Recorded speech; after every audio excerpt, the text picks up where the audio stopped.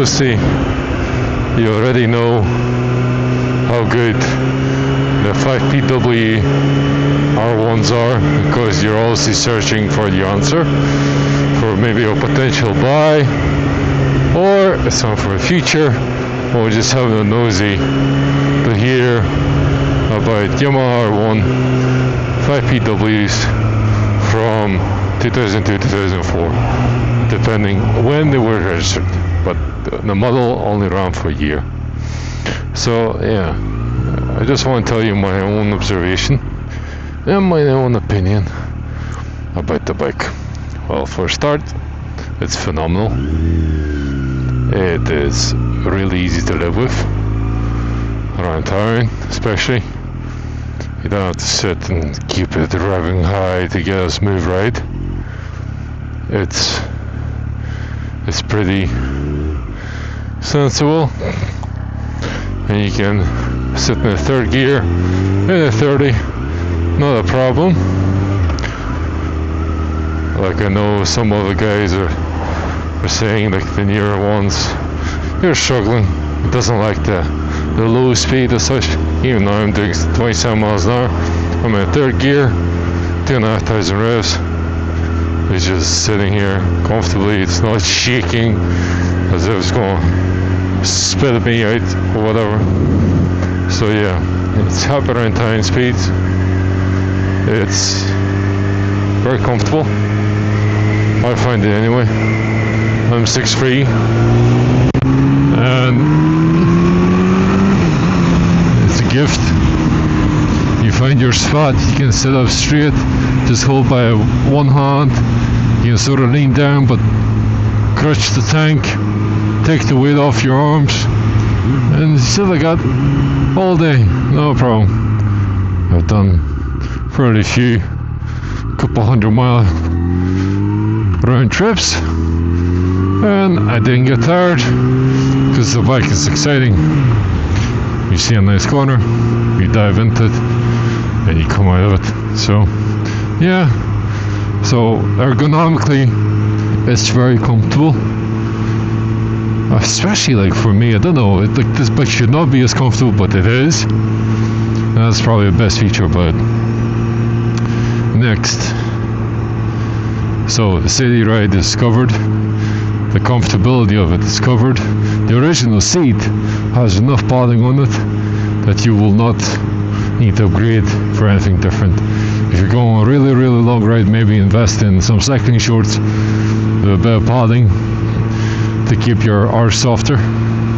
But again, more time you spend in the seat, more your bottom will get aligned to it and know what's expecting, etc. So I think it's not a problem there at all. What else? This bike is scary if you want it to be, or it's calm if you want it to be. It's a bike that you can sit all day and cruise on it, or you can take it to the track and have a bit of fun.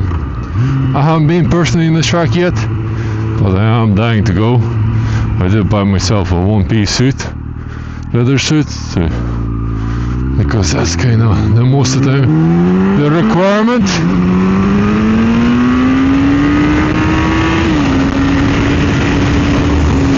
Yeah, it's effortless. I love it. Just being blip, have a feel for it, and then you're back cruising, relaxing, and enjoying the scenery. What else?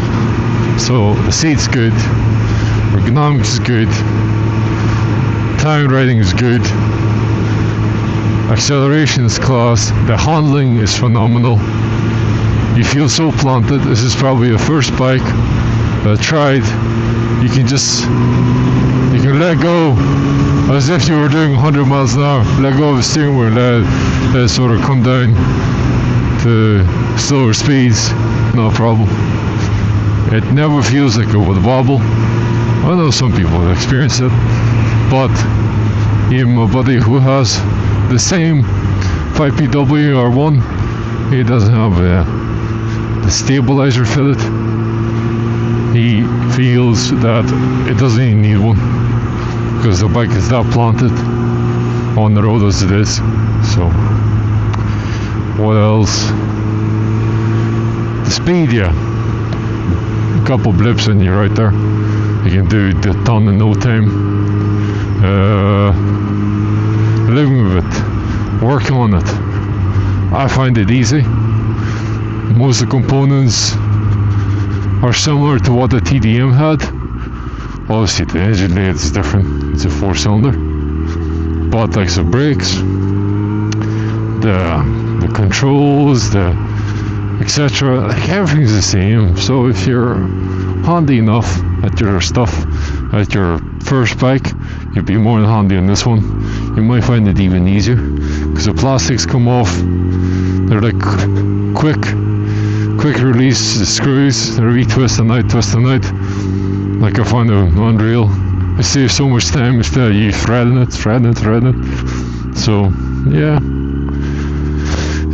getting to like sort of specific parts and locations, the spark plugs can be a wee bit tricky. You just need a couple different socket connections, I guess, sort of make it easier. Some people find the sockets that sort of move, like moving extensions, might help it for you, but I just find these shorter sockets or whatever that I had, it just made it work fairly easy. And I took the spark plugs, for instance, out from the top. Some people go through the radiator, but I just couldn't be arsed going down there, so I just done it right through the top. That was fine. Air filter's handy. What else?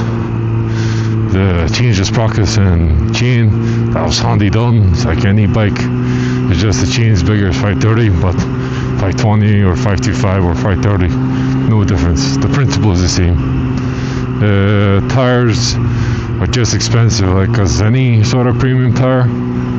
I put like super sport tire on and then go for Road 6s, and it's fine. It sticks to the road like anything, honestly. Like I couldn't ask for more grip. I find it really good and assuring. Again, I'm not pushing to crazy limits. I'm not at a stage in my life either with experience, so I do enjoy blip there and there, but I am cautious of my personal limits. What else? Insurance was good. After 2 years of riding bikes, I got this insured for about £350. I also insured my old XTZ, so both bikes together they're about £500 under one policy, so it's not that crazy. And also I find this R1, particularly 5PWs, are lower insurance group, not lower insurance group, but lower insurance premium, I guess, because the bike isn't as powerful as the current ones, so it's pretty dead on. Whereas, like, so from the model from 2004 onwards, it has even more horsepower, straight away insurance goes up. So because this bike is around 150, 155, I can't remember exactly, it's slightly cheaper. It's one of the cheapest ones to insure. So I like it. The tax is all the same. It's a later bike. Insurance cheap. It's good. What else is there? MOT is the same. So price of ownership. Once you own the bike outright, you don't have a finance. You just insurance, tax, and MOT every year. It is a cheap bike to have. You can get one for about, I think, low ball ends from 2.5 to high ball end of about £4,000. But you have a clean model. But I got one for free or 3,400. I got this for $2,950, and I couldn't be happier.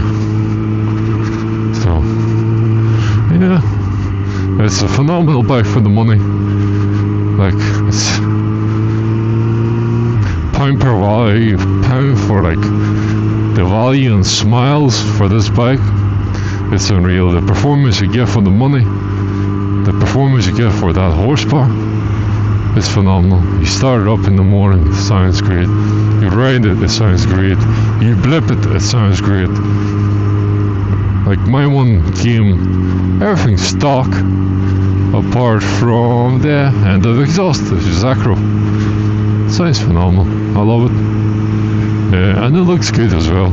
Keeps that sort of classic look, classic tidy look. I should do like we sort of walk around the bike someday to show you exactly what I'm talking about. I love my color scheme. It's a dark graphite with silver. Everything blends in. Looks like a little weapon. What else? Ownership, comfort, agility, I guess that could come in a way. Like you would find once you come from like a smaller bikes or less powerful bikes, that this bike will just deliver that bit better. It will take corners with an ease. Like you can just come in at the corner 60 miles an hour, one hand, and just bang them out all day long. Bloody and worrying. Because this bike is built for this. No, it's like it's a cup of tea. It was built for the corners, built for racing, and made the road legal. So yeah, if you're in the market, we got a 5PW Yamaha R1 from 2000 2004, depending when it was registered. It only ran for a year. I couldn't recommend this bike even more, because for sure, for 100% sure, the value of these bikes will not go down. And the reason is because they stopped selling R1s in general to the public, like they did with R6s 2020. So the same as R6s, R1s will go up in value. And this model being the first one with the injected engine, yet it's kind of like a hybrid system. It used the throttle bodies and stuff from the carburetors. It's just the injections a bit different. It's fuel injected rather than fully carbureted, and because of that, the bike still feels raw and true to itself, I guess. Everything's cabled, everything's manual. So yeah, you want a raw bike, true bike. It looks phenomenal, and it's in timeless design. It's first on original LED light from the factory. This is a bike for you, and hopefully you didn't find me waffling too much, and etc. And you find this useful.